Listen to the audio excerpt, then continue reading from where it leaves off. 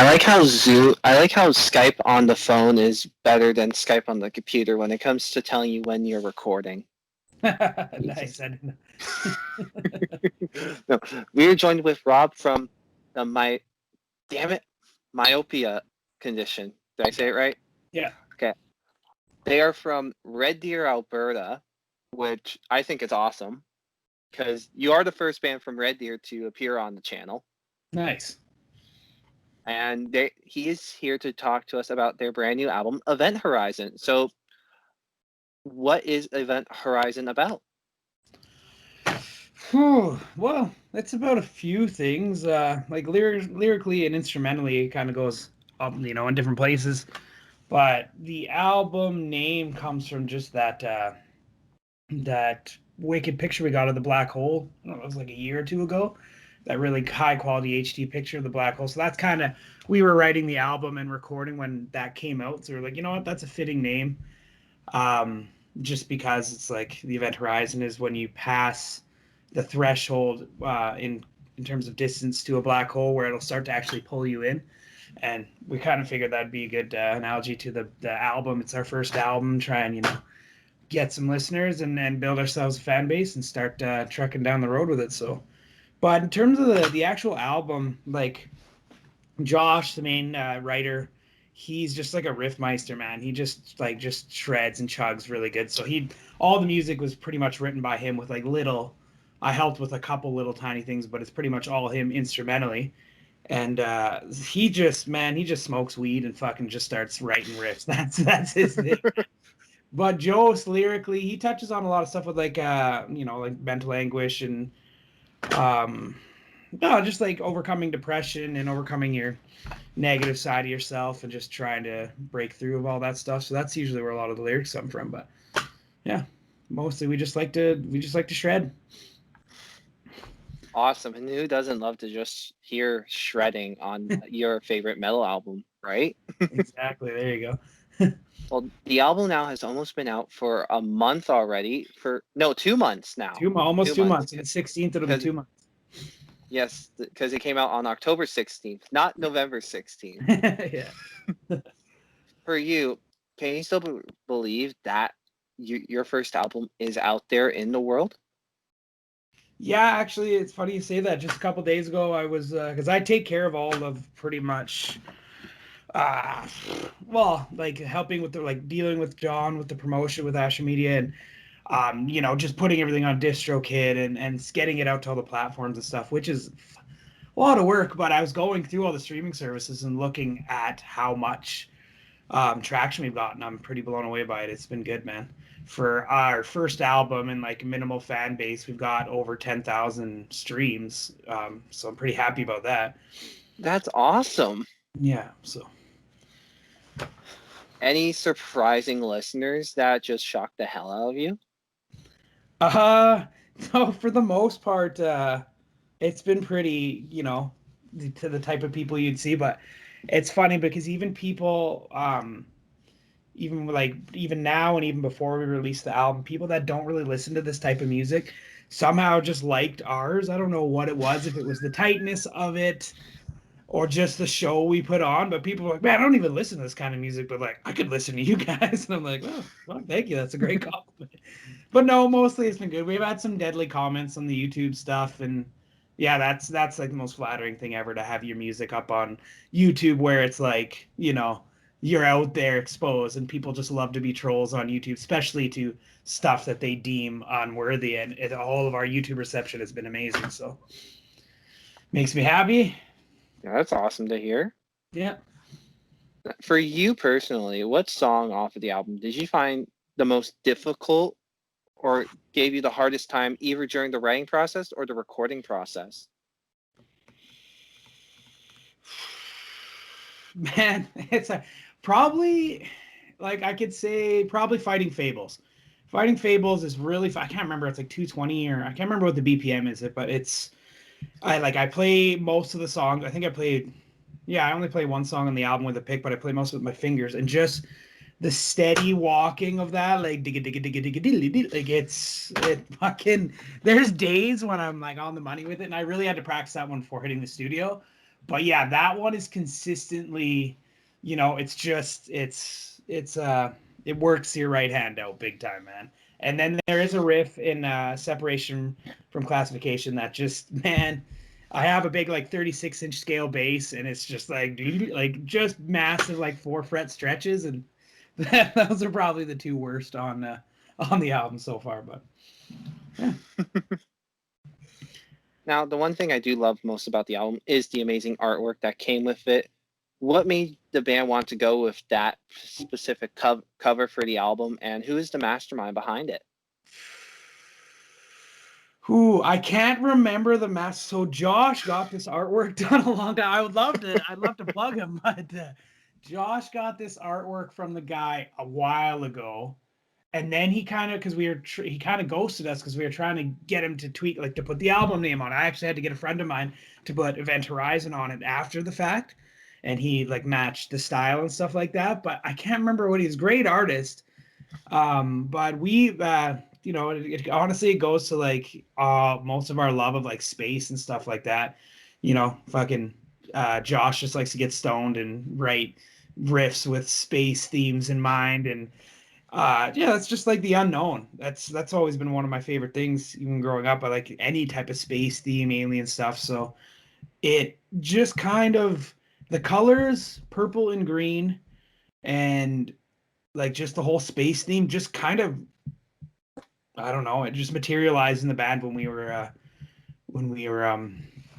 like getting together and like cutting our teeth in the band and getting together. So that's pretty much, I'm pretty sure Josh was just like, think of galaxies and black holes and stuff, and come up with something like that. And that guy was really good with like that 3D, I can't even remember, like not a traditional style of art, but like a computerized style of like that 3D perfect stuff. So yeah, I was really happy with that, and I think it worked out really well for the album and the album name. So Yes. No, as I mentioned, I believe I did mention in the beginning, you are from Red Deer, Alberta. yeah. I just gotta ask, how big of a metal scene is there in Red Deer? Well, considering how small we are of a town, like we're only 100,000 people, but we are an hour north is Edmonton, and then an hour south is Calgary. So there's between that's all like central Alberta. There's a lot of metal in the whole central Alberta span, but Red Deer actually surprisingly has a lot of like a decent sized metal scene. Like our shows are packed with people lots, and it's, I don't know, so like Red Deer is like, it's kind of hilarious like duality of super fucking redneck and hillbilly, but they also have a like amazing like art scene. It's like it's weird, man. Like I think part of it was our college, the Red Deer College, which I went to, the music program Oh, there.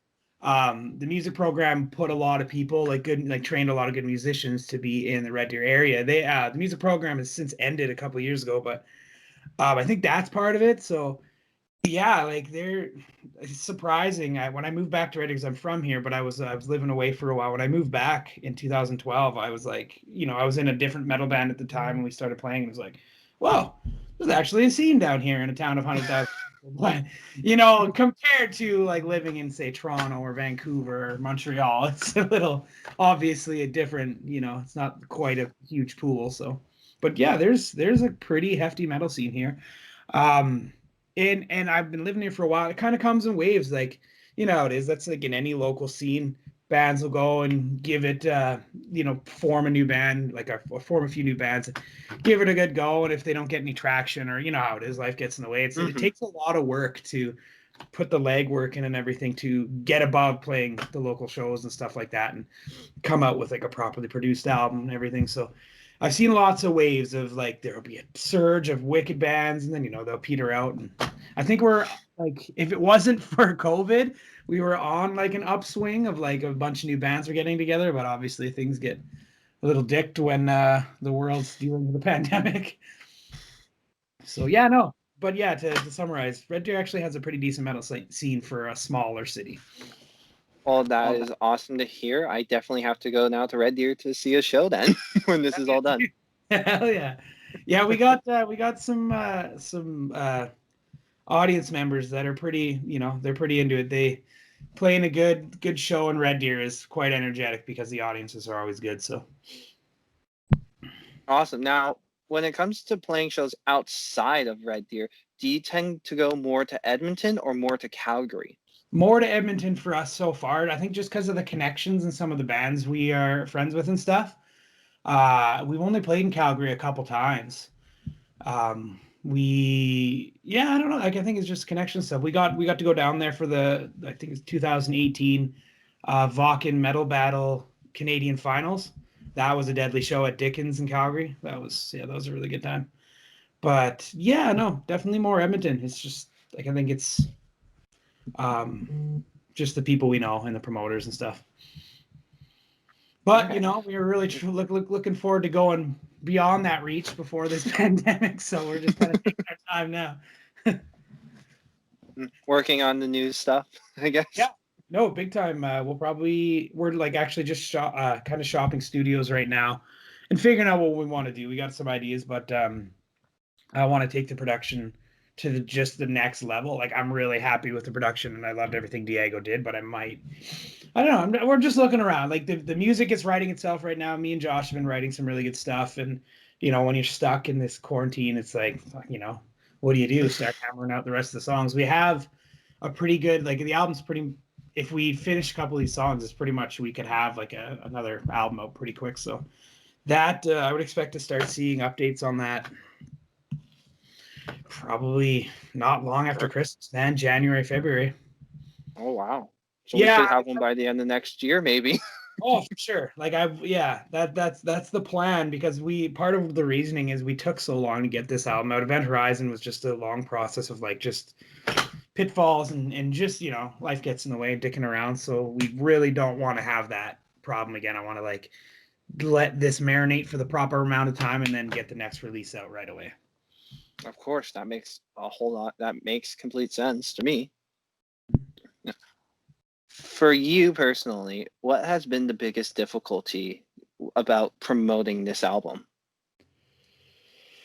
Consistency. That's the hard thing. It's like having good content and consistency. And right now with the pandemic, like obviously we can't have a CD release party, so that's out of the picture. And then just setting up, and we were just about like we were in the process of setting up like a good full live stream of the album.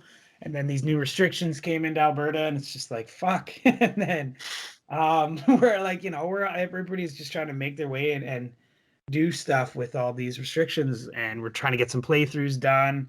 I'm just waiting for my bass to get set up right now from my tech and start hammering some of that. But that's the thing is like material and consistency. I can be a lazy person and like trying to make sure you're getting at least a post or two a week for your band to keep something going. It doesn't take long to lapse on that and then be like, oh crap, well, losing a little bit of traction. So that's I think consistency is the hardest thing for me, and just something I got to work on, mostly because I'm heading all this stuff. Like I get a little bit of help from the guys, but it's mostly me. So yeah, that's it. I'm like super grateful for John Asher and his services, man, for the price it was. Like he helped us a lot. Obviously, that made a massive difference in how far our reach was. If it wasn't for him, I doubt I'd be having this interview with you right now. So so props to John. Thank you very much, John. Thank you, John, for setting this up. Okay, Rob, I do have to ask you one last question. It's a question we ask all of our first-time guests on the channel. It's a fun one we ask. We call it the poser question. It's just to test your metal knowledge. No shit. Here we go. I'm the wrong guy out of the band. Any of the other band members dude, I listen to like Pink Floyd and shit half the time. So Okay. I do listen to a lot of metal, but I'm not quite as broad in horizons as the rest of the boys. So yeah, we'll take a run. Okay. Okay. Who would win in a fight, Lemmy or God? Fucking Jesus, Lemmy, of course, man, because Lemmy's real. Sorry to anybody who finds that offensive. I'm just taking the piss a little bit. But yeah, Lemmy, of course, man. I like how you were terrified about getting the question wrong and you get it right anyways. Yeah. Okay. Well, you know what? I overthought that. I think, yeah. No, that's good. That's deadly, man. Is that the same question you ask everybody on the first time? Yeah. Nice. Nice. That's Every good. every first time guest we have, that is the last question we ask them. Nice. That is good content right there, buddy. Thank thank Nice. you. You got get ready for the next time though, because it'll change up. Oh shit. Okay. Well, all right, I'll be studying. I'll be prepared. Okay. Yeah, when we Okay. drop the next album or even beforehand, let me know. I'll be ready next time. I'll be ready too. Just make sure to shoot me an email. Yeah, sounds good. Well, Rob, thank you so much for taking time out of your busy schedule to do this interview. Is there anything else you'd like to say to the people that are going to be watching this or listening to it?